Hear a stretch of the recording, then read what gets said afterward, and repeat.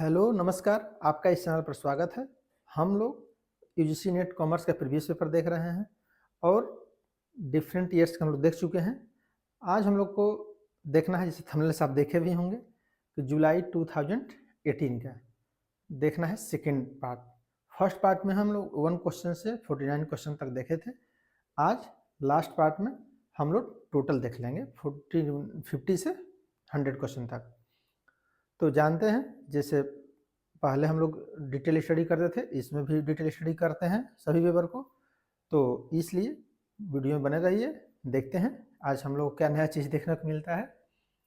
चलते हैं 50 number question आज स्टार्ट करते हैं। ओके, नेक्स्ट है, which one of the following statement define the correct meaning of the boundary spanning. Boundary spanning की करेक्ट मीनिंग क्या है? It refers to an obligation to individual from institutions bound for activities and accept responsibility for them। तो यहाँ पूछा जा रहा है कि क्या एक ऑब्लिगेशन है इंडिविजुअल फॉर इंस्टीट्यूशंस को, जो कि एक काउंटी रिस्पॉन्सिबिलिटी निर्वहन करने के लिए। It refers to the process of help to the organisation and employees to link with their external environment through specific activity function. तो यही सही है कि जो ये क्या है, एक्सटर्नल इन्वायरमेंट से किस प्रकार से लिंक होना है, उसी को बाउंड्रीज स्पेनिंग कही जाती है, राइट। नेक्स्ट भी देख लीजिए, it refers to the sense moral principle and rules of conduct. ये रूल्स है, मोरल्स हैं, प्रिंसिपल्स हैं। इट रिफर्स टू मल्टीटेरिज्म मैनेजमेंट। तो ऐसा नहीं है, केवल ध्यान रखना है कि एक्सटर्नल इन्वायरमेंट से जो एम्प्लॉय काम कर रहे हैं उनके बीच में किस प्रकार से अच्छा से कंपनी को ऑपरेट किया जाए, इन्वायरमेंट को ध्यान में रखा जाए, इसी को बाउंड्री स्पेनिंग कही जाती है। Are you okay? चलते हैं नेक्स्ट क्वेश्चन पे। The VRIO framework used for HR function. VRIO को जानते हैं, propose by Berne.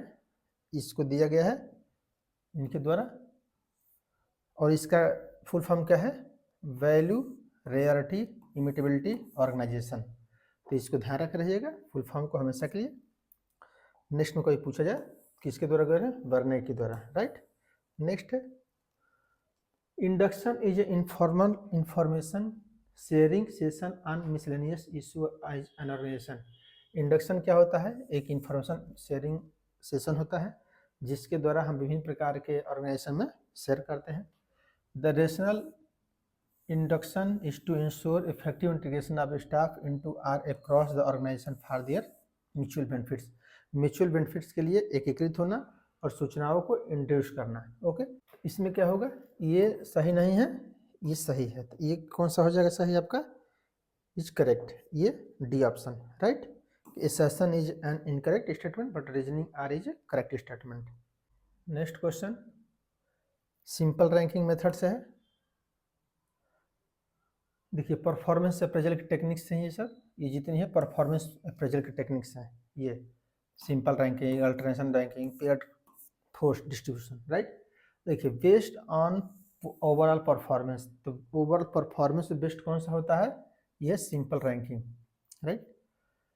And up with predetermined number of people in each group. यहाँ पर क्या होता है? Force distribution. Based on particular trait only for quantity and quality. ये क्या है? पेयर्ड। पेयर्ड बनाया जाता है क्वालिटी और क्वांटिटी का, उसके द्वारा पेयर्ड कंपेरिजन किया जाता है, राइट। और based on traits and set of traits and avoid central tendency. ये क्या है? अल्टरेशन है। अल्टरेशन में कहा जाता है कि जो सेंट्रल टेंडेंसी है, केंद्रीय प्रवृत्ति है, उसको नहीं ध्यान रखा जाता है। तो किसमें? अल्टरेशन रैंकिंग में, राइट। तो इस प्रकार से आप इस चारों को मैच करा सकते हैं। Compensation has two vital dominance economic concept and psychological concept. सही बात है, ये इकोनॉमिक कॉन्सेप्ट और साइकोलॉजिकल कॉन्सेप्ट है। Compensation has basically represent employment contract. तो एम्प्लॉयमेंट कॉन्ट्रैक्ट के द्वारा बेसिकली दिखाई पड़ता है, तो इसलिए ये दोनों सही हैं, राइट। इसका व्याख्या भी है, राइट। नेक्स्ट है, which of the following is not the primary objective of industrial relation and labour laws. Labour laws का प्राइमरी ऑब्जेक्टिव क्या नहीं है? मेंटेनिंग सोशल इक्विटी है, providing credit facility to industries, ये नहीं है। क्योंकि इंडस्ट्री में जो एम्प्लॉय और इंडस्ट्री के बीच रिलेशन है उससे क्रेडिट फैसिलिटी से क्या मतलब है, उधार लेन देन से, तो इसलिए ये सही हो जाएगा। International uniformity, promoting economic growth, ये सब सही है, लेकिन क्रेडिट फैसिलिटी देना इसका काम नहीं है इंडस्ट्री रिलेशन का, राइट।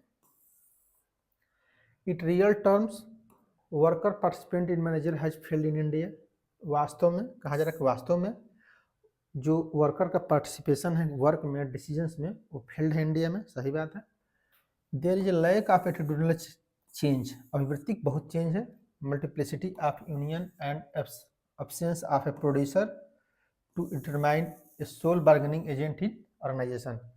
तो यहाँ पर बेसिकली क्या बोला जा रहा है कि एडिटोरियल चेंज हो रहा है, मल्टीपल यूनियन है, absent of procedure to determine a sole bargaining agent, एक इकलौता बार्गेनिंग का अभाव है ऑर्गेनाइजेशन में, क्योंकि डिफरेंट टाइप्स के ऑर्गेनाइजेशन हैं, डिफरेंट टाइप्स के पार्टिसिपेंट वर्कर हैं, डिफरेंट टाइप्स के वहाँ पर ग्रुप्स हैं, यूनियन हैं, तो इससे क्या होगा कि अपनी बात नहीं ठीक से रख पा रहे हैं। तो ये दोनों सही है, राइट, और एक्सप्लेनेशन भी सही कर रहा है, ये दूसरा सही हो जाएगा, right.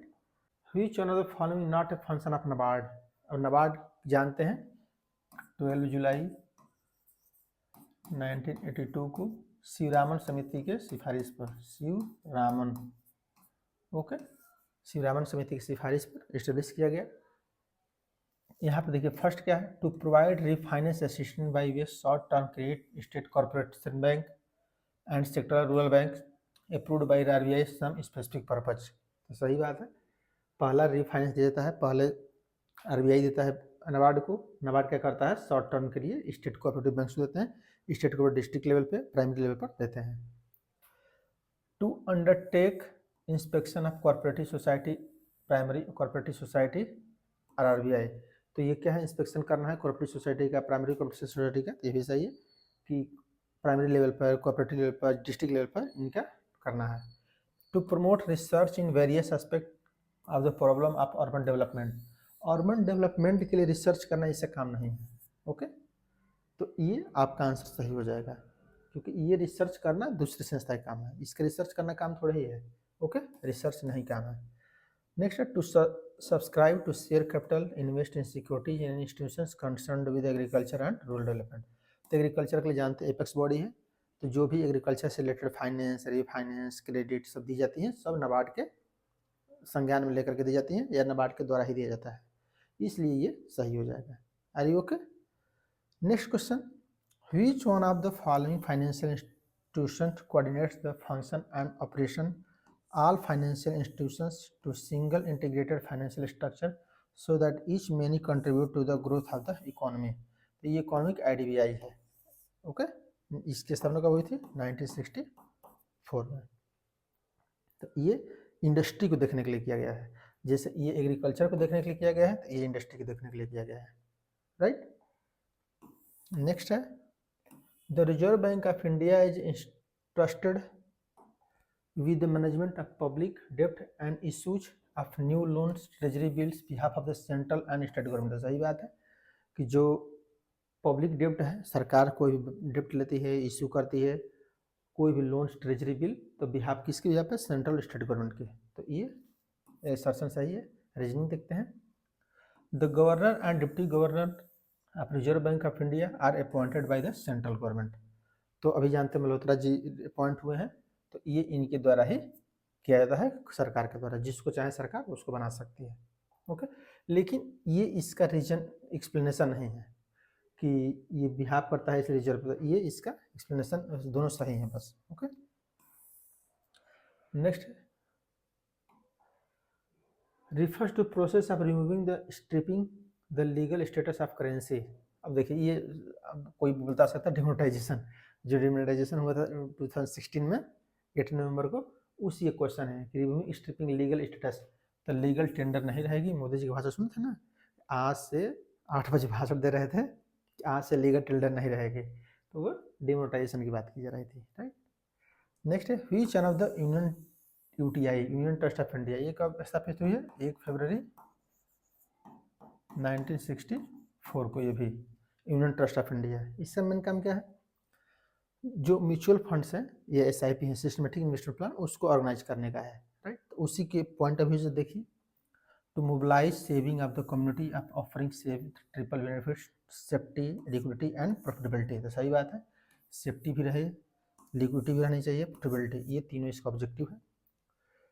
To channelise the pooled saving in product outlets, तो पूल खींचना है, जो सेविंग से पूल में खींचना है, जो ग्रामीण क्षेत्र में सेविंग्स है उनको वापस लाना है यहाँ पे। To provide finance under hire purchase finance and housing finance to its member, तो ये नहीं है, उसको finance, purchase finance, housing finance ये देना इससे काम नहीं है, राइट। इसको केवल क्या है ना, रेगुलेटरी बॉडी है, ये कुछ करते नहीं है, रेगुलेट करते हैं, केवल रेगुलेटरी बॉडी है ये। ओके, जैसे नाबार्ड है रेगुलेटरी बॉडी है ना, आरबीआई है रेगुलेटरी बॉडी है, रेगुलेट करता है केवल, उसी प्रकार से रेगुलेटरी बॉडी है। नेक्स्ट है to give every one chance to indirectly own shares and securities large number of select companies, तो चांस मिलता है, जो पैसा आता है उसको इन्वेस्ट कर सकते हैं, राइट। तो ये हो सकता है, तीसरा गलत है, right. Which one of the following is main objective of FCI, ये क्या है, Industrial Finance Corporation of India, जिसकी स्थापना 1948 में की गई थी, right. To offer both small and large investor to means of acquiring share in the vending prosperity resulting from the study industrial growth of country, industrial growth के लिए investor के लिए small and large investor provide करना, ये भी सही है। To upgrade technology modernisation to promote marketing products a small scale sector, ये भी सही है। To serve as a apex institution of term finance for industry with coordination, regulation and supervision of the working other financial institutions. To provide medium and long-term financial assistance to industrial undertakings, particularly in those circumstances in which banking accommodation is appropriate। देखिए यहाँ पर क्या है ना कि ये inappropriate शब्द है, इनएप्रोप्रिएट जानते हैं ना, एप्रोप्रिएट में अच्छा चल रहा है, एप्रोप्रिएट है, इनएप्रोप्रिएट अपोजिट हो जाती है, ओके। और resource of capital market is impracticable, मतलब प्रैक्टिकेबल नहीं मार्केट है, वहाँ पर देता है, तो ऐसा नहीं है, ये है। क्यों गलत हो रहा है, फिर समझ लीजिए, इस शब्द के कारण, इनएप्रोप्रिएट और इम्प्रैक्टिकल, मीन्स जहाँ कैपिटल मार्केट नहीं होता है वहाँ पर देता है, ऐसा नहीं है, कैपिटल मार्केट से भी देता है। Inappropriate banking accommodation is inappropriate, banking accommodation जहाँ बैंकिंग सहायता इनकम्प्लीट, तो आपसे पूछेगा कैसे है, अब देखिए, अगर which banking accommodation is inappropriate, जहाँ एप्रोप्रिएट बैंकिंग एकोमोडेशन है, सुविधा है, वहाँ आपसे पहुँच ही नहीं सकता है, तो इसलिए ये गलत हो जा रहा है, राइट। क्योंकि पॉजिटिव होना चाहिए, एप्रोप्रिएट और प्रैक्टिकेबल होना चाहिए, राइट। इसलिए देखिए, कोई भी क्वेश्चन हो जल्दी सॉल्व करने के लिए इस साइड नहीं पढ़ा जाता है, इस साइड पढ़ा जाता है, ओके। जिस साइड बड़ा हो, ध्यान रख रहिए, टाइम को सेव करने के लिए, ये एग्जाम में हमसे ध्यान रख रहिए। इस साइड बस एक बार 2 बार पढ़ लीजिए, time finance, refinance, financial inclusion, venture capital, बस इसका तरह ज़्यादा कुछ ना पढ़िए। अब उसको देखिए इससे कहाँ पर मिलेगा, जैसे providing finance to new or existing industrial unit for encouraging commercial application of technology and expansion। तो न्यू जहाँ बात आएगी, एग्जिस्टिंग बात आएगी, नया एग्जिस्टिंग के लिए, न्यू टेक्नोलॉजी लाने के लिए, न्यू आइडिया लाने के लिए, तो ये क्या है, वेंचर कैपिटल है, साहसिक पूंजी, right. Delivering a banking services at affordable cost, देखिए अफोर्डेबल कॉस्ट आ गया, तो फाइनेंशियल इंक्लूजन हो गया है, क्योंकि फाइनेंशियल इंक्लूजन के मेन ऑब्जेक्टिव यही है कि अफोर्डेबल कॉस्ट पर मार्जिनलाइज पर्सन को क्रेडिट उपलब्ध कराई जाए, कोई भी फाइनेंशियल सर्विस उपलब्ध कराई जाए, देखिए उसी का करेक्टर बताया जा रहा है। Provide replacement finance to eligible institutions for their loans and replacement, ये क्या है, रीफाइनेंस के लिए यूज होता है, ओके। पुनर् तरीके से वित्त उपलब्ध कराना, ये रीफाइनेंस के रिलेटेड है, right. Providing finance to the borrowers to expansion and modernisation of plant and equipment, तो मॉडर्नाइजेशन करने के लिए ये क्या है, टर्म फाइनेंस, लॉन्ग टर्म दिया जाता है लोन। आपको कोई भी एक्सपेंशन करना है, विस्तार करना है, नई मशीन लाना है, नया बिल्डिंग बनाना है, नया प्लांट बनाना है, तो आप टर्म लोन लीजिए कुछ दिन के लिए, दीर्घकाल के लिए, ओके। तो ये आपका सही हो जाएगा, राइट। तो आप देख लीजिएगा आंसर कौन सा होगा। देखिए, मैं आंसर पर ध्यान इसलिए नहीं रखता हूँ क्योंकि कोई फायदा नहीं है आंसर देखने का, ओके। आप कॉन्सेप्ट देखिए, क्योंकि आंसर ये थोड़ा ही आएगा, ऑब्जेक्टिव में आंसर थोड़ा ही आएगा, कॉन्सेप्ट देखिए क्या बोला जा रहा है, right. N export processing zone is different from free trade zone is promote invest primary divorce export, सही बात है, एक्सपोर्ट प्रमोटिव जोन अलग होता है और फ्री ट्रेड जोन अलग होता है। ओके, प्रोसेसिंग बस ध्यान रखिए, जहाँ फ्री ट्रेड जोन में इसके डायरेक्ट वैसे दे दिया जाएगा। ओके, ऐसे गुड्स आया गया, ये फ्री ट्रेड जोन है। प्रोसेसिंग जोन में क्या है, कुछ प्रोसेस होगा, वैल्यू एडिशन होगा। ओके, तो जैसे देखिए, गुड्स इंपोर्टेड है फ्री ट्रेड जोन में बी री एक्सपोर्टेड विदाउट एनी प्रोसेसिंग। यहाँ पर क्या है, फ्री ट्रेड, कोई एक्सपोर्ट नहीं होगी, जैसे बता ना, कोई भी प्रोसेसिंग नहीं होगी, लेकिन in the same form but good exported in EPZ export processing zone are expected to have undergone some value addition manufacturing processing, कुछ प्रोसेसिंग होगी। तो ये दोनों ध्यान रख रहिएगा प्रोसेसिंग शब्द से, इसमें प्रोसेसिंग होती है और इसमें प्रोसेसिंग नहीं होती है, राइट। कोई वैल्यू एडिशन नहीं होगा, कोई मैन्युफैक्चरिंग नहीं होगी, कोई प्रोडक्शन नहीं होगा, ये सब चीज़ें नहीं होंगी, राइट। और एक्सप्लेनेशन भी सही है। ओके, क्योंकि देखिए एक्सप्लेनेशन के लिए आपको एक चीज़ बता दें, एक्सप्लेनेशन हमसे ध्यान रखिए, जब एक दोनों टॉपिक की बात की जा रही हो तो समझिए कि एक्सप्लेनेशन हो रहा है, सिंपल से एक लाइन में, जैसे आगे बस लिखे रहिए। समझना हो तो मैं कभी बताया था यहाँ पे क्योंकि या बिकॉज इंग्लिश में यूज कर लीजिए। जैसे an export processing zone different from free trade zone as promote use primarily debut and to export because, या क्योंकि, हिंदी में है तो क्योंकि, नहीं तो because goods imported to a free trade zone. तो देखिए फ्री ट्रेड जोन के बारे में बताया जा रहा है ना, तो इसीलिए इसका एक्सप्लेन कर रहा है, एक्सप्लेन कर रहा है कि नहीं, कि पहले इसको बताया गया फिर इसको डिफाइन किया जा रहा है, एक्सप्लेनेशन हो गया। तो इस टाइप से जब दोनों दो अलग अलग टॉपिक दिखे, दो अलग अलग चैप्टर दिखे, दो अलग अलग बात कहें, तो समझिए एक्सप्लेनेशन नहीं है, राइट। देखिए यहाँ क्या है, tariffication, prohibited subsidies, actionable subsidies, non actionable subsidies. तो क्या है, they have demonstrable adverse effect on the other member countries. तो जब अदर मेंबर कंट्रीज पर इफेक्ट होता है तो ये कहाँ पे होता है, एक्शनेबल सब्सिडीज है। ओके, एक्शन लिया जाता है। The act on goods which on contingent upon export performance. तो एक्सपोर्ट परफॉर्मेंस पर जो कंटीजेंट होती है वो किसके लिए होती है, ये होती है प्रोविडेंट सब्सिडीज के लिए। Replacement of existing non tariff restriction, तो ये किसके लिए हो जाएगा, टैरिफिकेशन। तो जैसे टैरिफ आ भी रहा है तो इससे समझ जाएंगे। For industrial research and disadvantage region, तो इंडस्ट्रियल रिसर्च के लिए डिसएडवांटेज रीजन के लिए ये किसके लिए हो जाएगा नॉन एक्शन सब्सिडीज, राइट। तो ये सब्सिडीज एक्शन के लिए नहीं कर सकते हैं। अब ये क्या है, WTO का है, जानते ही हैं, NAMA non agriculture marketing okay association, GATS general क्या है, general agreement trade and tariff tariff, general agreement trade and tariff GATS. और ट्रिम्स में trade trade related investment measures और ट्रेड रिलेटेड इंटेलेक्चुअल प्रॉपर्टी। तो जहाँ इन्वेस्टमेंट की बात हो ये, और जहाँ पर इंटेलेक्चुअल प्रॉपर्टी की बात हो ये, एग्रीकल्चर की बात हो यहाँ पर देखिए लिबरलाइजेशन इंटरनेशनल इन्वेस्टमेंट। देखिए इन्वेस्टमेंट किससे हो जाएगा, ट्रिम्स से। Industrial goods, textile, jewellery, fish and fishery product, manufacturing industries, liberation of trade goods and services, provide monopoly power to owners intellectual property. देखिए इंटेलेक्चुअल प्रॉपर्टी इसकी हो जाएगी। ओके, और तो गेट से काम क्या है, liberalization of trade and goods and services, और नाम क्या क्या है, include industrial good, textile, jewellery, fish and fisheries, ये एग्रीकल्चर के रिलेटेड है, राइट। टेक्सटाइल है, फिश है, फिशरीज है, ये सब एग्रीकल्चर से रिलेटेड, नॉन एग्रीकल्चर रिलेटेड है, राइट। तो वो हो जाएगा। तो आप सिंपली इस करेक्टर को समझते रहिए कि ये फ्री फ्लो की बात करता है, लिबरलाइजेशन ट्रेड गुड सर्विस करता है, गेट्स नाम नॉन एग्रीकल्चर है, ट्रिप्स इन्वेस्टमेंट मेजर है, और IP वाला इंटेलेक्चुअल प्रॉपर्टी राइट के लिए है, राइट।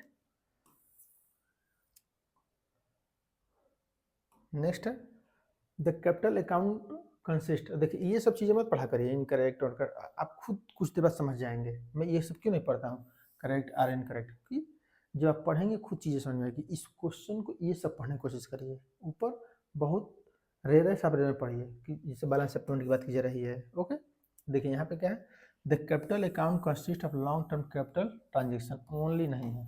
ओके, तो ये पहले ही गलत हो जाएगा। The current account include all transactions which give rise to or as of national income। ये ये सही है, राइट। तो जो एक्सपोर्ट इंपोर्ट होता है उसको बैलेंस सप्लीमेंट में शामिल करते हैं, राइट। नेक्स्ट है इंटरनेशनल, यहाँ पर क्या स्टेटमेंट करेक्ट एंड इनकरेक्ट, सही क्या गलत है। International liquidity encompass the international reserve only, देखिए इंटरनेशनल रिजर्व फिर यही देखिए गलत हो गया है, इंटरनेशनल रिजर्व ओनली नहीं आता है, उसमें क्या क्या आता है ये बताया गया है। International liquidity covers only official holding of golds, means official holding means जो ऑफिस में हो और आरबीआई के पास हो, गवर्नमेंट के पास हो, ऐसा नहीं हो कि जो हम लोग के पास है, उससे नहीं मतलब है। फॉरेन एक्सचेंज एसडीआर, एसडीआर जानते हैं स्पेशल ट्राइंग राइट्स है जो 1969 में आईएमएफ के द्वारा लाया गया था। ये क्या है, पेपर गोल्ड है, ये सुधार रख रहेगा, इसको पेपर गोल्ड कहा जाता है, राइट। इसको विड्रॉ नहीं कर सकते, केवल ट्रांजेक्शन यूज होता है। Reserve position of IMF available in the settlement of the international transaction, तो ये सही है, राइट। तो इतने ध्यान रखिए कि इतने आता भी है ट्रांजेक्शन को सेटल करने के लिए, अगर कोई विदेश से वस्तु मंगाए हैं तो यही सब का आप यूज भी करेंगे, केवल इससे अतिरिक्त कुछ नहीं कर सकते, राइट। अब देखिए ये इंटरनेशनल थ्योरी है, अब ये तो आप सही कर ले जाएंगे। सबसे ईजी है, कंपैरेटिव डेबिट रिकॉर्डो की है, अपॉर्चुनिटी हार्वेलर की है, फैक्ट एंडोमेंट हेक्सरोविलियन की हो गई, एब्सोल्यूट थ्योरी एडम स्मिथ की हो गई, ओके। ऐसे ऐसे ऐसे ऐसे, राइट, सिंपल। ये सब चीज़ें जितना मैं इजीली कर रहा हूँ वैसे इजीली आप लोग भी करिए, क्योंकि अगर ये इसमें अगर दिमाग लगाना पड़ रहा है ना तो समझिए कि आपकी तैयारी ठीक नहीं चल रही है और आप टाइम बचा नहीं पाएंगे। टाइम बचाने के सबसे आसान तरीका वही है कि जो इजी क्वेश्चन है उसको जल्दी करिए, राइट। जो हार्ड क्वेश्चन है उसको टाइम दीजिए, क्वेश्चन को जल्दी पढ़ने की कोशिश करिए। आप देखते होंगे मुझे क्वेश्चन पढ़ने में बहुत देर नहीं लगता है, जो कि ऐसा नहीं कि 100 बार पढ़ा हूँ। इस समय तो मैं एग्जाम भी नहीं दे रहा था जब ये सब पेपर चल रहा था, okay. Which one of the following is not a guiding principle of the World Bank of recording? The World Bank recording is not a lending profession. Proper assessment of the repayment prospectus of loan सही है। Lending should be only of the specific project which is economically and technically sound and high opportunity nature, ठीक है, opportunity nature होना चाहिए। The lending should be to enable country meet foreign exchange content to the project cost, तो ये सही है। Next, the bank does expect the borrowing country spend loan in particular country, तो ये बैंक से मतलब नहीं है, ओके। बैंक से एक्सपेक्ट करता है, इससे कोई मतलब नहीं है। वर्ल्ड बैंक है, वो अपना पैसा देता है जिसको देता है, वो गवर्नमेंट से डील होती है, गवर्नमेंट जिस क्षेत्र में चाहती है उसमें इन्वेस्ट कराती है, ओके। तो ये बैंक से कोई मतलब नहीं है, राइट। नेक्स्ट है the return on security equal to the following, तो इसके लिए पहला option periodic cost receipt, capital gains, purchase price of the security. तो पीरियोडिक कॉस्ट रिसिप्ट मीन्स एक समय में कितना आप कैश रिसिप्ट किए हैं, आपका कैपिटल गेन कितना है, और जितना परचेज स्क्रूटनी में 10 रुपया 20 रुपये जो भी परचेज किए हैं उसे भाग दे देंगे, तो जो आएगा वही आपका रिटर्न ऑन स्क्रूटनी हो जाएगा, राइट। यह सिंपल से समझिए ना, जैसे ये हो गया डिविडेंड, फॉर एग्जाम्पल डिविडेंड हो गया, मान लीजिए एक कैपिटल, मान लीजिए कि 100 का शेयर लिए थे और 110 हो गया, ओके। तो 10 रुपये ऐड कर देंगे, डिविडेंड मान लीजिए 20 रुपये मिला, 30 और 100 रुपये खरीदे थे, ओके। तो 20 10 30 ऐसे जो आएगा वही वैल्यू हो जाएगी रिटर्न ऑन सिक्योरिटी, ओके। उसी को ध्यान में रख के इसको बनाना पड़ता है, राइट।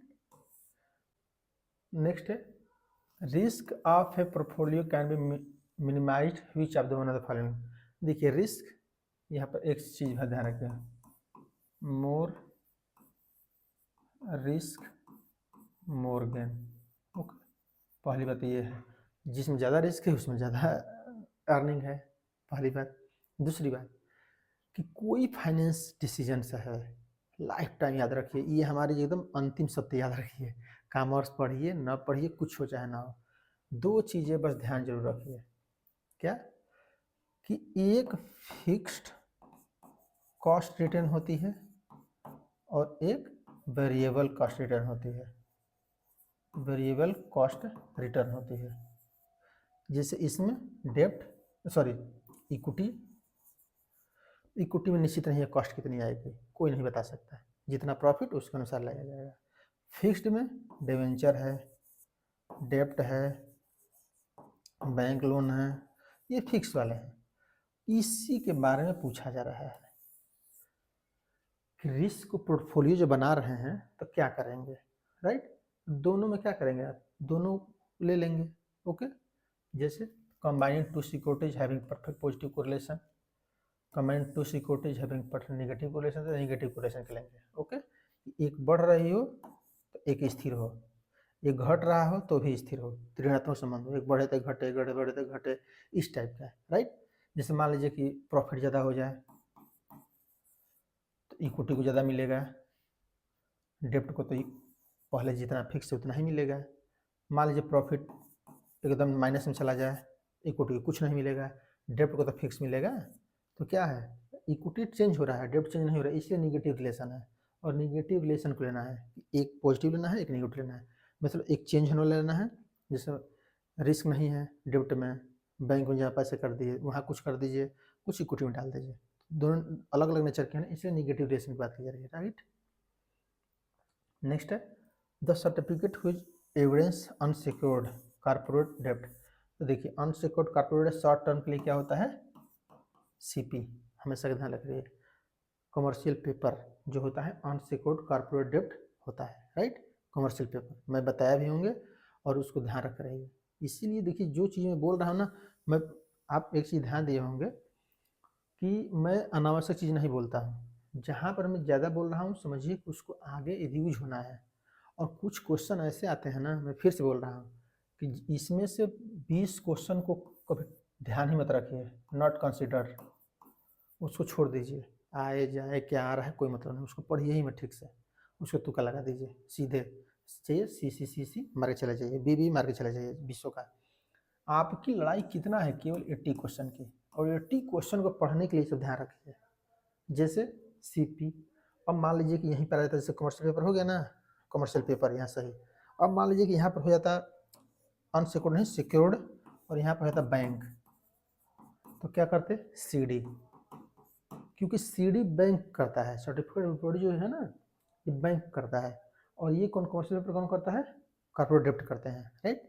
तो देखिए कभी आएगा तो आप सही कर ले जाएंगे, ये भी शॉर्ट टर्म के लिए सिक्योरिटीज है, ये भी शॉर्ट टर्म सिक्योरिटीज है। तो इस तरह से पढ़ेंगे ना, ट्रेजरी भी शॉर्ट टर्म के लिए है, ओके, गवर्नमेंट वाली जो ऊपर अभी पढ़े, तो ये सब चीज़ों को ध्यान रखे रहिए।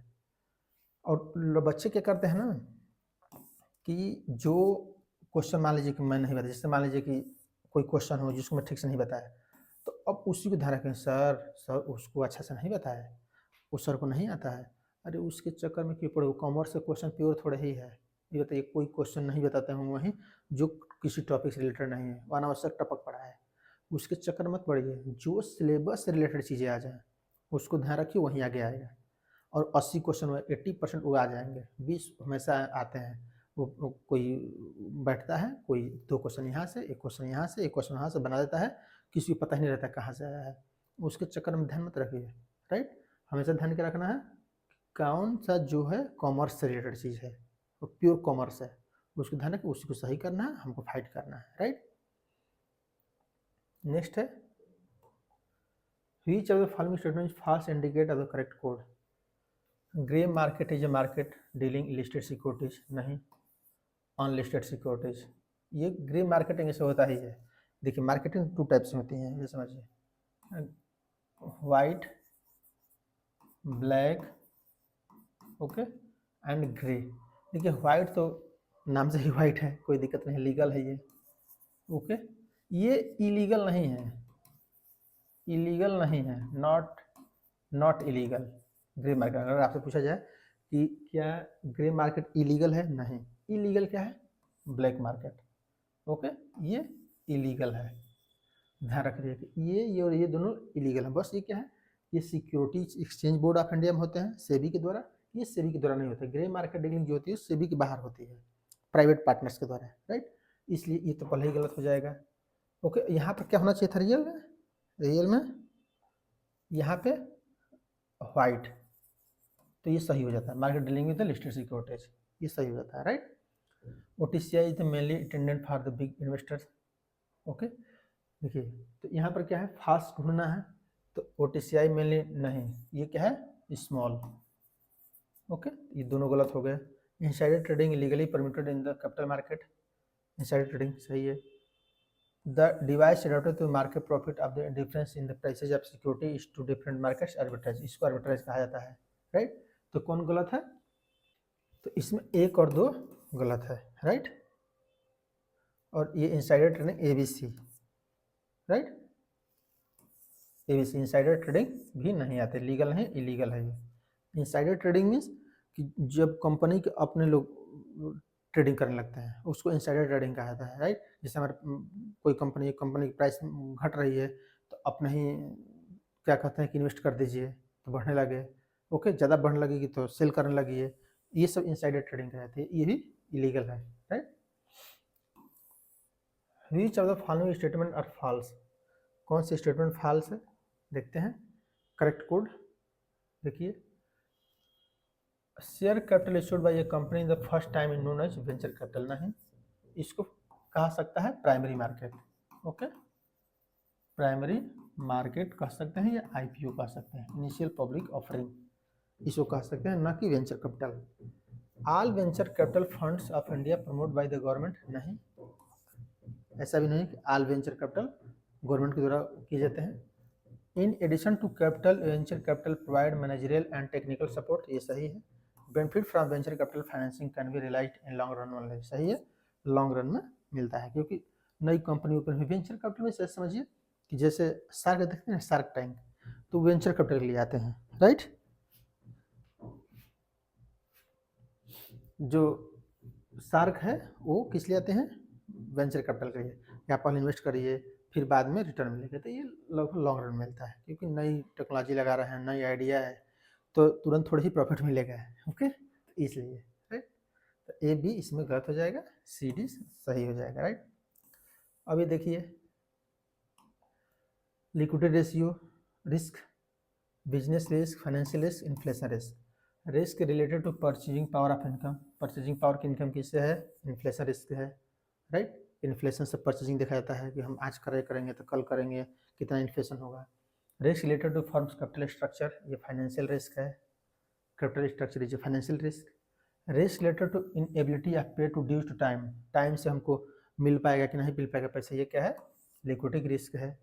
और risk related to fluctuation of profit, ये क्या है? बिजनेस रिस्क है, कि जो प्रॉफिट है कितना उच्च बच होगा, फ्लक्चुएट करेगा, ये है बिजनेस की रिस्क है। और बिजनेस की रिस्क रहता ही है इतना, तो अब कौन बताएगा कितना प्रॉफिट होगा।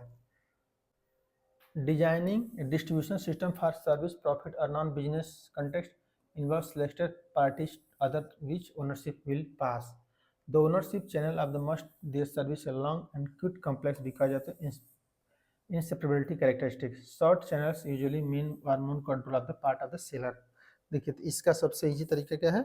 हिंदी देखने का, राइट। इसका हिंदी देख लीजिए तो और ये समझ में आ जाएगा। देखिए यहाँ पर क्या है, किसी सेवा लाभ के लिए गैर प्रत्यक्ष धर्म के लिए वितरण तंत्र के प्रारूप को तैयार करने के लिए केवल उन पक्षकारों का चयन जिनके माध्यम से समिति गुजरेगा शामिल होता है, नहीं, ओके, केवल पक्षकारों उसको सब लोग शामिल होते हैं, केवल वही पक्षकार शामिल नहीं होते हैं, राइट। अधिकांश सेवाओं के लिए स्वामित्व चैनल लंबे जो काफ़ी जटिल होते हैं, क्योंकि इनमें अलग न होने वाले गुण होते हैं, ऐसा नहीं है, अलग अलग हो सकते हैं, कोई दिक्कत नहीं है, राइट। जैसे कोई एजेंसी लिया है तो एजेंसी से अलग नहीं हो सकता है, कौन रोक सकता है एजेंसी से अलग होने के लिए, तो ये दोनों गलत हो गए। नेक्स्ट है छोटे चैनलों का तात्पर्य साधारणतः विक्रेता को भाग पर अधिक नियंत्रण होने से होता है, राइट।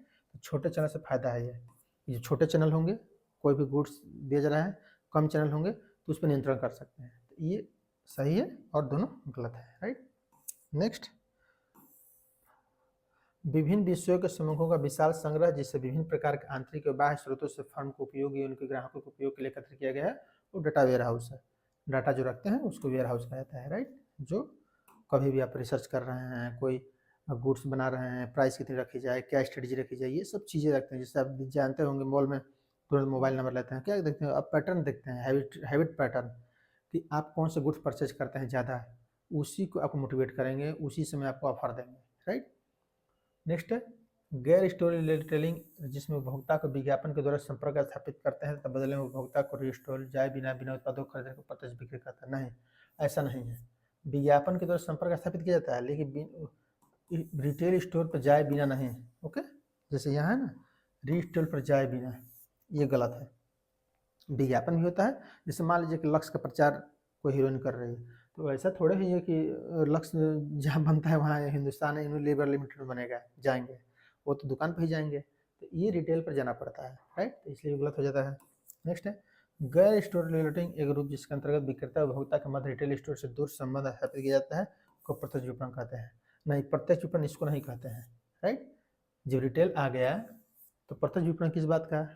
प्रत्यक्ष विपणन देखिए, जैसे आप ऑनलाइन कोई ऑर्डर करते हैं, कोई पर्सनल सेलिंग होती है, ओके, कोई आया आपको दे दिया, उसको डायरेक्ट कहता है। डायरेक्ट जा करके कंपनी की वेबसाइट पर परचेज कर लिए, इसको डायरेक्ट सेलिंग कही जाती है, राइट। जिससे फ़ोन के से कर लिए, टेली मार्केटिंग जिसको कही जाती है, ये सब चीज़ें हैं, social media marketing, telemarketing, ये सब डायरेक्ट के लिए है।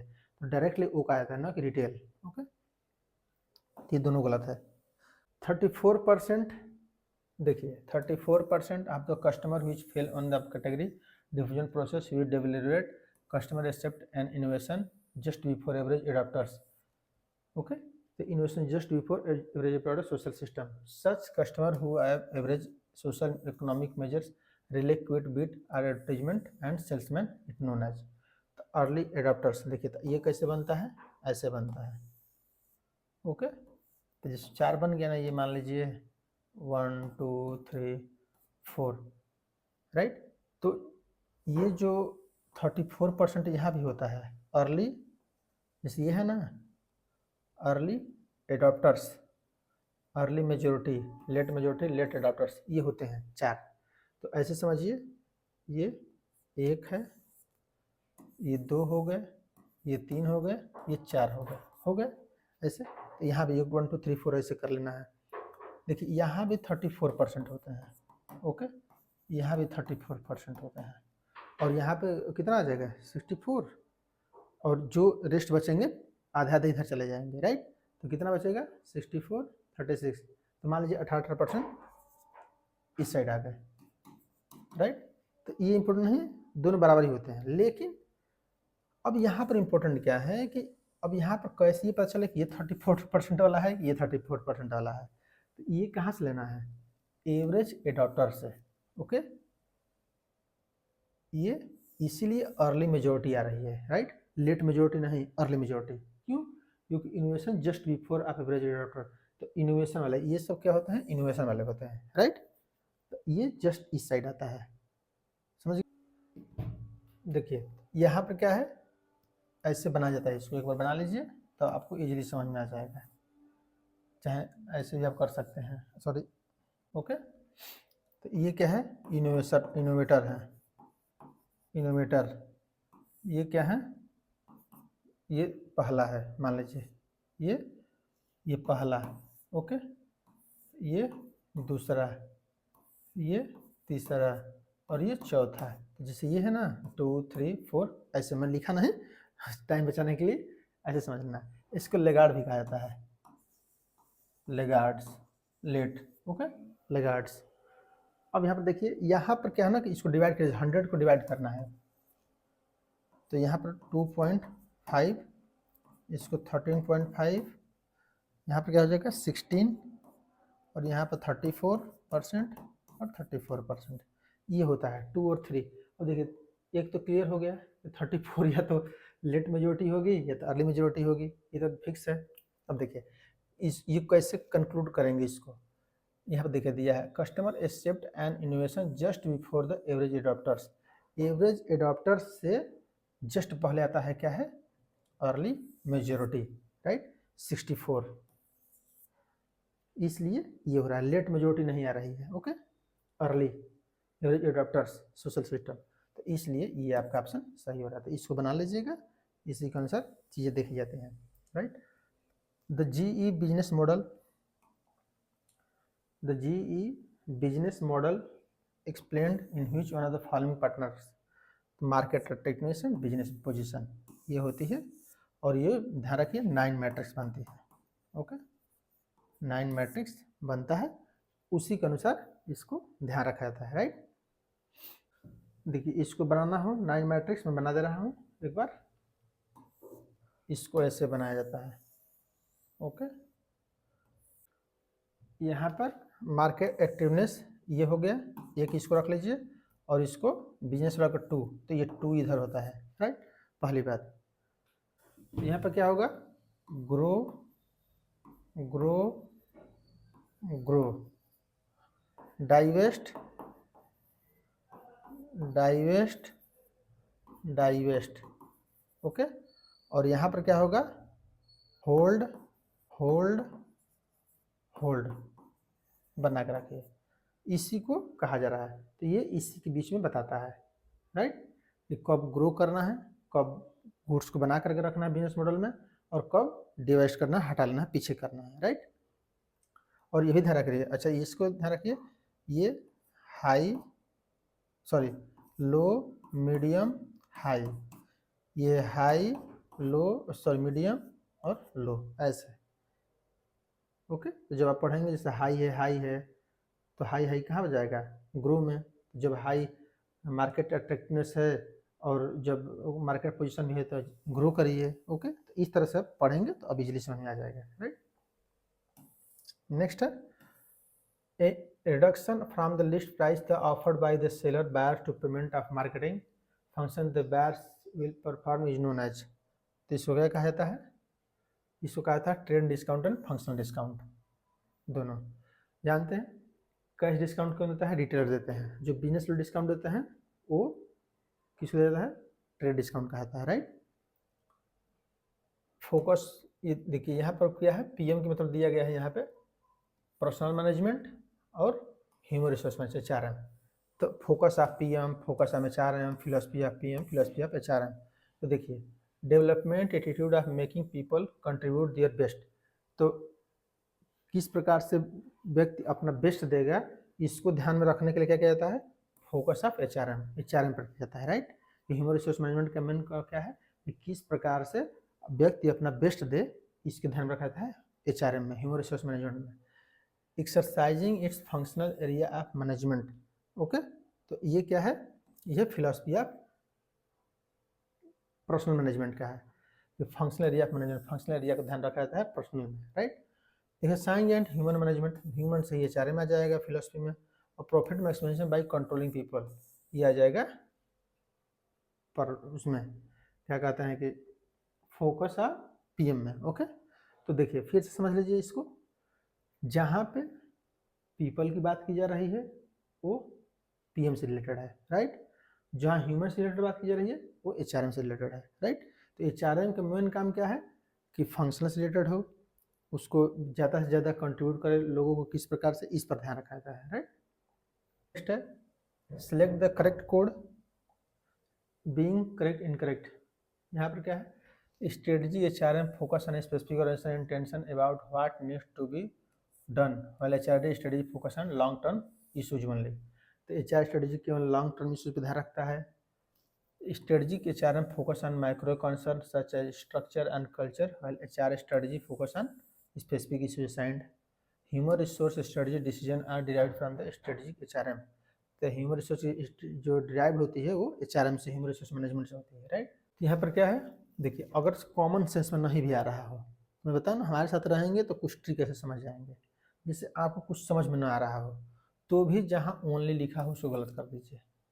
देखिए जब समझ में ना आए तो, समझ में आ रहा है बहुत बढ़िया बात है, नहीं समझ में आ रहा है इसको पहले वाला गलत कर दीजिए, ओके। 2 को सही कर दीजिए, आपका सही हो जाएगा। आ रहा है नो प्रॉब्लम। यहाँ पर क्यों हो रहा है, क्योंकि only long term issues, long term only issues को नहीं ध्यान रखा था, और दोनों चीज़ें ठीक है, राइट। कल्चर इशू से साइन किया जाता है, स्पेसिफिक इशू स्ट्रेटजी में किए जाते हैं। स्ट्रेटजी में आप जानते हैं स्पेसिफिक इशू तो होंगे ही होंगे, okay. Human resource strategy decision derived from the strategy of HRM, strategy HRM से derived to human resource strategy, सही बात है। तो इसलिए स्ट्रेटजी का ये है, ओके। नेक्स्ट अब जैसे वो जो क्वेश्चन आया है, आपको रियलिटी बता रहा हूँ, वो मैनेजमेंट का क्वेश्चन नहीं है, वो दोबारा आना भी नहीं इतनी जल्दी। क्यों, क्योंकि वो MBA में जो मैनेजमेंट होता है, मैनेजमेंट में स्ट्रेटजिक मैनेजमेंट एक बुक आती है, मतलब सिलेबस है, उसका क्वेश्चन है। अब वो दोबारा पढ़ने कर सकता है, लेकिन थोड़ी बहुत जानते रहिए कि HRM का पार्ट स्ट्रेटजिक मैनेजमेंट है। स्ट्रेटजिक मैनेजमेंट स्पेसिफिक होता है, स्ट्रेटजी से नाम से ही है कि स्पेसिफिक होगा। ये सब चीज़ें कॉन्सेंट्रल आइडिया ध्यान रखें, ताकि कभी क्वेश्चन आए तो उसको थोड़े से फोकस कर पाएँ, right. Which of the following code represent the full of the bars? तो बार्स जानते हैं ये क्या, परफॉर्मेंस अप्रेजल की मॉडर्न टेक्निक्स है। तो इसका behavioural anchored rating scale, okay. अगर आपसे ये पूछा जाए ये किसका मतलब जोड़ के बनता है, देखिए रेटिंग स्केल एक है, ओके, ग्राफिक स्केल, जिसको ग्राफिक स्केल भी कह दिया जाए, ग्राफिक स्केल का एक्सटेंशन है, ओके। अगर मान लीजिए कभी कथन में आ जाए कि जो बास टेक्निक है परफॉर्मेंस मेजरमेंट की किसका एक्सटेंशन है, किसका विस्तार है, तो बोलिए ग्राफिक स्केल या रेटिंग स्केल का है, राइट। तो रेटिंग स्केल तो देगा नहीं, क्योंकि रेटिंग स्केल तो आप पहचान लेंगे, तो ग्राफिक स्केल दे दे तो भी समझना है कि उसी के एक्सटेंशन है, उसी को आगे बढ़ाया गया है और मॉडिफाइड किया गया है, right. Andragogy, pedagogy, terminal behaviour, training and implement impediments. तो यहाँ पर क्या है, स्ट्रेटजी और स्टाइल ऑफ इंस्ट्रक्शन। स्ट्रेटजी क्या है, स्टाइल क्या है, ये किस में देखा जाता है, ये देखा जाता है एंड्रोगॉगी में, राइट, सॉरी पेडागॉगी में। Utility knowledge level with which trainee leave the training session, ये कहाँ पर देखे जाते हैं, ये देखे जाते हैं टर्मिनल बिहेवियर में। Lack of commitment of management and scarcity of resources of in training, यदि ट्रेनिंग की कमी है तो इम्पीडिमेंट्स है, ट्रेनिंग की कमी के कारण दिखा रहा है impediments, okay. Art and size of training in the adults, okay, ये है andragogy, art and science of training and adults. Adult के लिए जानते हैं एंड्रोगॉगी होती है, पेडागॉगी किसके लिए हो जाएगी, ये study for style and instruction के लिए, right. Next question, which following statement does not stand principle of compensation, compensation related कौन से नहीं है। An enterprise should have a clear cut plan to determine different pay level in terms of divergent job requirement, different type की job requirement के लिए compensation सबका अलग अलग क्लियर कट है, सही है। People and job should never be mingled, कभी भी मतलब घाल में नहीं हो सकता है, सही है, अलग अलग होना चाहिए, पीपल और जॉब अलग अलग होना चाहिए, मिंगल मीन्स घाल मेल, इसको ना समझ में आ रहा हो तो इसे समझिए घाल मेल, ओके, एक दूसरे मिक्स नहीं होना चाहिए। The compensation system should be designed with subjectivity with respect to individual skill exercise from time to time, time time देखिए इंडिविजुअल स्किल के द्वारा नहीं होना चाहिए, राइट। ये सबकी अलग अलग होगी कि आपकी कुछ कंपनसेशन अलग होगा, उनका कंपनसेशन अलग अलग, ऐसा नहीं होगा, तो यही गलत है, अलग अलग नहीं होना चाहिए, सबके लिए कंपनसेशन बराबर होना चाहिए। मजदूर हैं तो सबके लिए कंपनसेशन एक, यदि आप अधिकारी हैं तो सबके लिए कंपनसेशन एक, इस टाइप का होना चाहिए, टाइम टू टाइम चेंज करने की आवश्यकता नहीं है, राइट। इसलिए कंपनसेशन आप देखेंगे, अभी आगे हम लोग पढ़ेंगे कंपनसेशन इनकम टैक्स में, तो देखेंगे उसमें सब एक रहता है कि अगर मान लीजिए कि रिटायर हो गए जबरदस्ती आपको वॉलंटरी रिटायर दिया जा रहा है तो कितना कंपनसेशन मिलेगा, फिक्स रहता है। Healthy labour management relation, industrial peace law, industrial democracy, national commission of labour 1969। देखिए इंडस्ट्रियल डिस्प्यूट एक्ट में क्या होता है, इंडस्ट्रियल पीस लॉ होती है, शांति के लिए किया गया है। Guiding principal for grievances procedure, किस प्रकार से ग्रीवांसेस प्रोसीजर लागू किया गया, आगे आगे चलते हैं। वर्कर पार्टिसिपेंट इन मैनेजमेंट, ये क्या है, industrial democracy. Voluntary administration and reasonable trade union, ये किसका है, हेल्दी लेबर मैनेजमेंट रिलेशन का है, कि स्वस्थ यदि करना है तो voluntary arbitration responsibility trade union में होनी चाहिए, राइट। और लास्ट में जो बचा guiding principal for a grievances procedure, तो नेशनल कमीशन लेबर क्या करता है, गाइडिंग प्रिंसिपल है कि किस प्रकार से ग्रीवांस शिकायत को समाधान किया जाएगा, ये बताता है लेबर लॉ में, राइट। तो इस तरह से आप इसको सही कर सकते हैं, राइट। देखिए कुछ सही हो चाहे ना हो, आपको मैं बता दूं, यहाँ तो मैं सब बता दे रहा हूँ, लेकिन एक कोई भी देखना हो, जैसे सबसे इजी अगर आप देखना हो, सबसे इजी तो वर्कर पार्टिसिपेंट, ये कहाँ पर होगा, डेमोक्रेसी में होगा, होगा कि नहीं होगा। डेमोक्रेसी इसलिए तो है कि हम वर्कर जो पार्टिसिपेट करें। अब सोचिए कि सी का 3 अब देख लीजिए, मान लीजिए अब देखिए सी का 3, देखिए सी का 3 कितने में है, एक में है, एक ही सही हो गया। देखिए जब बड़ा क्वेश्चन आ जाए, जो मिलान करने वाला है, समझिए कि आपके पास बहुत ज़्यादा है, वन लाइन वाला क्वेश्चन दिक्कत करती आया था गया है, इसमें तो 4 आपके पास क्वेश्चन है ना, कोई एक आ जाएगा, 2 आ जाएगा, तो कुछ एलिमिनेट तो कर पाएंगे, तो एलिमिनेट करने की कोशिश करिए इस टाइप के क्वेश्चन में। यहाँ तो मैं पढ़ा रहा हूँ तो सब बता दे रहा हूँ एक साथ, ओके। वैसे यहाँ पर क्या है, Indian area following countries been largest source of foreign investment in India, ये क्या है, मॉरिशस। मॉरिशस क्यों है, मॉरिशस इतना धनी देश नहीं है, लेकिन ये इसलिए क्योंकि मॉरिशस से हमारा एग्रीमेंट है कि वहाँ से पैसा आएगा तो टैक्स नहीं लगेगा, इसलिए कोई भी आता है मनी लॉन्ड्रिंग के थ्रू वहीं से पैसा लाता है, समझ रहे हैं, इसलिए मॉरिशस सबसे ज़्यादा फॉरेन एक्सचेंज आता है, और कोई कारण नहीं है। ऐसा मैं सोचिए कि बहुत बड़ा धनी देश है, ओके, मनी लॉन्ड्रिंग होती है वहाँ से, हालांकि गवर्नमेंट ने बहुत रोक लगाया है लेकिन फिर भी अभी चल रहा है। नेक्स्ट है the government of India has been opening a domestic market to foreign players in baby steps में धीरे धीरे, ओके, धीरे धीरे धीरे धीरे खोली है, सही बात है।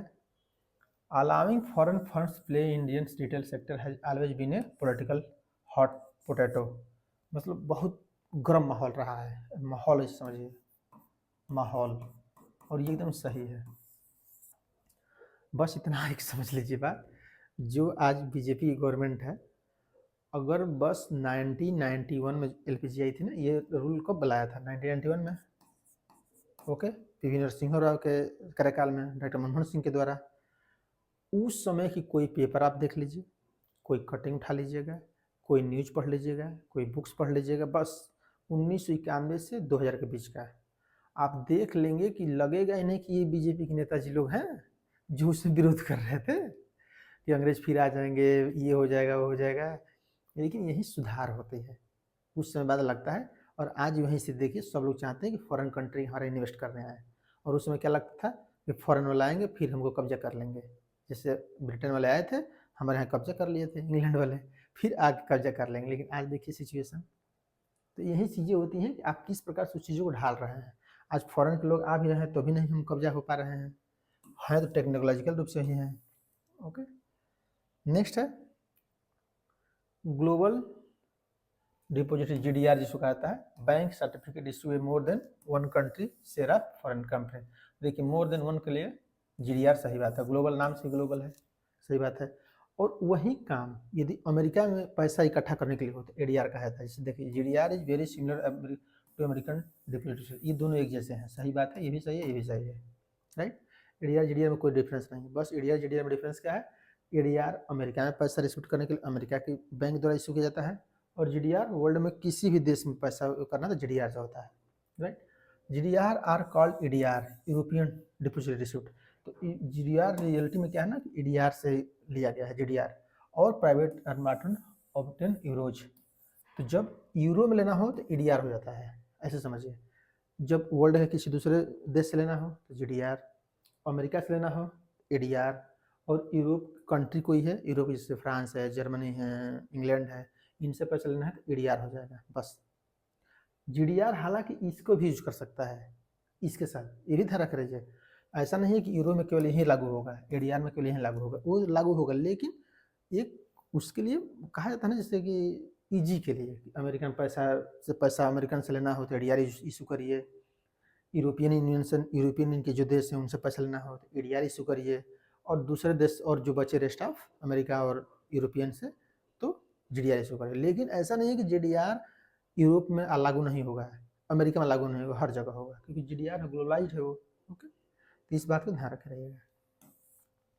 और इसको कैसे प्रोसेस होता है इसको कभी मैं बता दूंगा कि कैसे प्रोसेस लागू होता है, लेकिन बस इतना जानते रहिए कि जैसे यहाँ की कोई रिलायंस की कंपनी है चाहती है कि हम अमेरिका के लोगों से निवेश एकत्रित करें तो एडीआर इशू करेगी, अमेरिकन डिपॉजिटरी रिसिप्ट, राइट, इस टाइप का। Next in December 1991 European commission, ये देखिए ये गलत है, ओके। Euro currency known as euro, euro जानते हैं लेकिन ये गलत आंसर है, right. Next the law of one price, एक मूल्य का नियम क्या कहता है, state that in competitive market free transportation cost and barriers of trade. तो जब एक प्राइस होती है तो चाहे यहाँ परचेज करिए, चाहे तमिलनाडु करिए, चाहे कहीं करिए, फ्री होता है, कहीं पे लगाइए, और ट्रेड बैरियर्स भी नहीं होते। Identical products sold different countries must sell of same price when the price is expressed in the terms in the same currency. तो लॉ ऑफ वन प्राइस का ही रूल है, और ये सही है, राइट। ला प्राइस चाहे अमेरिका में परचेज करिए, भारत में परचेज करिए, चाहे जहाँ करिए, प्राइस एक होगी, okay. An efficient market has no impediments to the free flow of goods and service such as trade barriers. तो यहाँ पर कोई भी ट्रेड बैरियर्स नहीं होता है, ये भी सही है, राइट। कोई भी efficient market means, efficient market hypothesis क्या बताती है कि सभी लोग सब कुछ जान रहे हैं और जो जिसकी गुड्स अच्छी होगी उसी की बिकेगी, तो ये फ्री फ्लो होता है। आप लेके जाइए अमेरिका में यहाँ के लेके आए, कोई दिक्कत नहीं है। तो इस टाइप के यहाँ पर लिया जाता है, राइट। दोनों सही हो जाएगा। नेक्स्ट है which the not a correct statement regarding patent. अब देखिए पेटेंट है, पेटेंट के नाम सुने ही होंगे। पेटेंट एक्ट 1970 लागू होता है। A patent is legal protection granted for intervention new non obvious and useful. जानते हैं लीगल प्रोटेक्शन है, सही बात है कि कोई न्यू आइडिया जनरेट किए हैं, कोई नया वेस्ट किए हैं, नो यूजफुल इन्वेंशन किए हैं, तो पेटेंट लागू होगा। The patent grants a patent holder to exclusive right to make use और सेल टू पेटेंट प्रोडक्ट और प्रोसेस। देखिए एक्सक्लूसिव राइट ये भी है। The exclusive purpose of the patent system is benefit the patent holder. तो देखिए exclusive patent system को benefit देने के लिए, लाभ देने के लिए नहीं होता है। ओके, लाभ नहीं देना है, केवल ये देना है कि आपने उसका इन्वेंट किया है इसलिए आप उसका यूज करिए। केवल आपको प्रॉफिट नहीं दिया जाएगा कि लीजिए आप 10% प्रॉफिट 20%, इसका कोई पेटेंट का मतलब नहीं। पेटेंट का मतलब है हमने कोई इन्वेंशन किया, जैसे मैंने वीडियो बना रहा हूँ तो ये क्लास बन रहा हूँ तो ये कोई दूसरा नहीं कर सकता क्योंकि हमारा पेटेंट है ना, कोई दूसरा थोड़ा यूज कर लेगा, उसी बात है। लेकिन हमारा कोई प्रॉफिट थोड़ा देगा उससे, इससे कोई मतलब नहीं है। और the Indian act 1970 was amendment and made effective in January 2005। तो ये सही है, राइट। नेक्स्ट है which one of the following agriculture income under the income act 1961। अब देखिए इनकम टैक्स का क्वेश्चन आ गया। Interest and various rent agriculture land, interest and arrears of rent respect of agriculture land. तो interest अगर मिल रहा है रेंट पर तो ये भी एग्रीकल्चर इनकम नहीं है। Interest registered by a money lender from agriculture product, agriculture product से मनी लेंडर से मिल रहा है तो भी नहीं।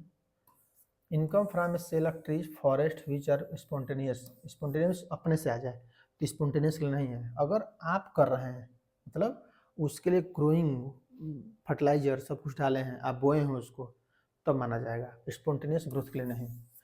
अनावश्यक कोई पेड़ उगाया उसको बेचे तो एग्रीकल्चर, नो, उसके एग्रीकल्चर नहीं कहा सकता। अगर ऐसे करेंगे तो पूरा जंगल में मान लेंगे लोग, समझ रहे हैं, तो ये सब नहीं है। ओके, विच फॉरेस्ट्री ऑपरेशन एलान विद परफॉर्म, ये सब नहीं है। Interest on capital received by A partner from the firm engage in agriculture operation. तो एग्रीकल्चर ऑपरेशन में यदि कोई इन्वॉल्व है, फर्म को पार्टनर से मिल रहा है तो ये एग्रीकल्चर इनकम है, राइट। लेकिन ऑपरेशन सब ध्यान रख रहिएगा। अगर मान लीजिए मैनेजर यहाँ होता है तो उसको सैलरी हो जाती है, ओके, इसको नहीं माना जाता है, राइट। लेकिन पार्टनर सिर्फ है ना, तो पार्टनर के लिए मान लिया जाएगा। जैसे मान लीजिए कि दो लोग मिल करके खेती की है, 10-10 लाख रुपए की इनकम हुई, 10 लाख की इनकम जो है वो एग्रीकल्चर इनकम है। लेकिन वो लोग क्या किए हैं, मैनेजर रखे हुए हैं कि चलो तुम देखभाल करना ये सब, तो उसको एग्रीकल्चर इनकम नहीं माना जाएगा। इस बात को ध्यान रखे रहिए। Okay, next question. Under the income tax act 1961 block of asset, block of assets means जब एसेट्स का एक समूह जो कि एक रेट से टैक्स डिप्रेशन से लगता है उसको कहा जाता है। और ये क्यों लगता है, जानते हैं कोई कंपनी है, 500 प्रकार के वहाँ गुड्स हैं, जैसे कंप्यूटर है, मोबाइल है, लैपटॉप है, मशीन है, 20 प्रकार की मशीन है, कार है, प्लांट है, 10 प्रकार का प्लांट ही है, सब कुछ मतलब जो याद आ जाए आपको सब कुछ है। ट्रक है, 2 पिकअप है, तो सब पर अलग अलग डिप्रेशन चार्ज होगा। तो कंपनी पागल हो जाएगा लिखने वाला, कहेगा रे दादा। सबके लिए इनकम टैक्स में अलग अलग रूल है, अपने इनकम टैक्स पढ़े होंगे तो जानते होंगे, सबके लिए अलग अलग लिखा गया है वहाँ पे। अब आप सोचिए अलग अलग सब पर पागल नहीं हो जाएगा अकाउंटेंट। तो इसको क्या किया गया ना, ब्लॉक बना दिया गया है। ये 20% वाला है, ये 30% वाला है, ये 10% वाला है, ये 5% वाला है। इसका मतलब जो जो इसमें आएंगे वो 30% लगेगा, जो इसमें मशीन आएगी वो 20% लगेगा। तो 20% वाला एक साथ, 30% वाला एक साथ, 10% वाला एक साथ, तो फिक्स हो जाएगा कि ये लिस्ट 10% वाली 10% लगा दीजिए, ये लिस्ट 30% वाली 30% लगा दीजिए, इस टाइप का।